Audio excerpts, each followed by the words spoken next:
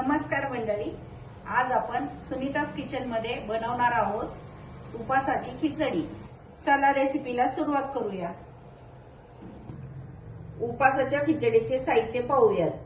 तूप, बटाटा, शेंगदाण्याचा कूट केलाय, मिरची आणि साबुदाणा। आता आपण तूप टाकून घेऊयात, मिरची टाकून घेऊयात। मिरची आता छान परतली आहे।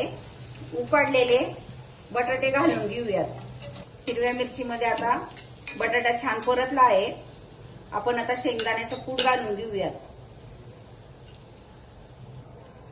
आपण आता त्यात साबुदाणा टाकून घेऊयात।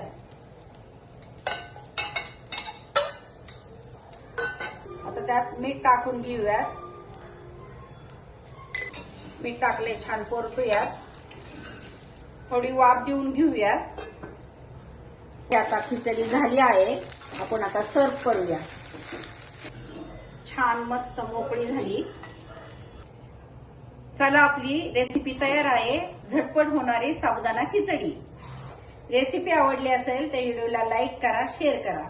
अशा सोप्या रेसिपींसाठी आपल्या चॅनेलला सबस्क्राईब करा।